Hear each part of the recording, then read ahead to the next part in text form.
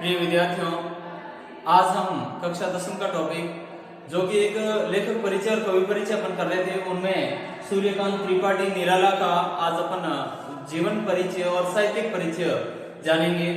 इसके बारे में अध्ययन करेंगे। जैसा कि बताया गया है कि सूर्यकांत त्रिपाठी निराला इनका उपनाम था। निराला इनका उपनाम था क्योंकि इनकी रचनाएं कुछ निराली थी, इनका जीवन कुछ अलग ही तरीके से था, अन्य कवियों से विशेष कवि थे, इस कारण से इनको निराला की उपाधि मिली।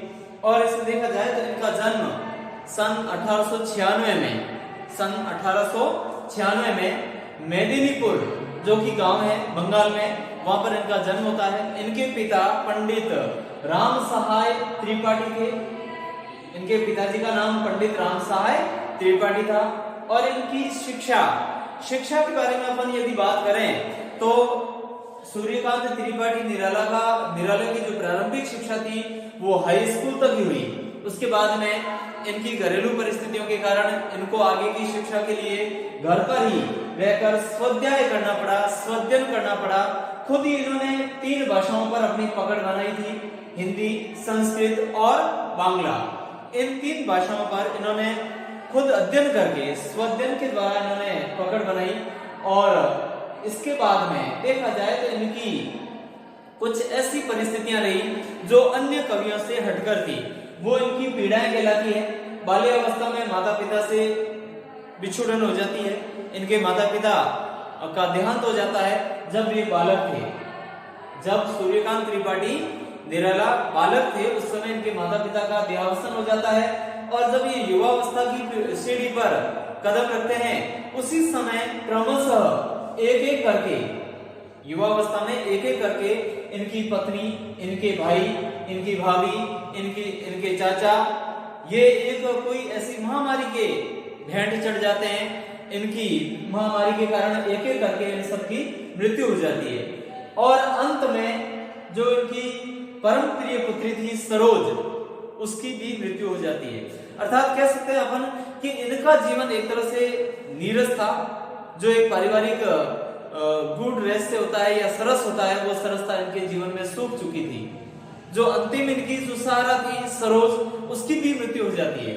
तो देखा जाए तो उस व्यथा के कारण, करुण जो व्यथा थी इनकी, ये सरोज स्मृति में सारी उमड़ पड़ती है। इन्होंने अपनी सारी करुणा एक रचना के माध्यम से सरोज स्मृति जिसका नाम है उसके माध्यम से अपने सामने प्रस्तुत की है। और इनका सन 1961 में देहावसान हो जाता है। ये खुद ही सन 1961 में 1896 में जन्मे और 1961 में लगभग 65 वर्ष की उम्र में इनका देहावसान हो जाता है। और इनका जीवन देखा जाए तो फक्कड़ी जीवन था। फक्कड़पन और निर्भीकता, यदि अपन देखें, निर्भीक रूप से अभिव्यक्ति जिस प्रकार से कबीर करते थे, भक्तिकालीन निर्गुण भक्ति संत परंपरा के प्रमुख भक्त जिस प्रकार से कबीरदास जी निर्भीक होकर किसी भी बात को कहते थे, वैसे ही ये यानी सूर्यकांत त्रिपाठी निराला भी वैसे ही कह देते थे। इनमें किसी प्रकार का कोई भय नहीं था। और इन्होंने कहानियां लिखी, उपन्यास लिखे, आलोचनाएं की, लेकिन मुख्य रूप से ये कवि ही कहलाए। इनकी रचनाएं जो प्रसिद्धि का कारण रहा है वो एक कविताएं रही है।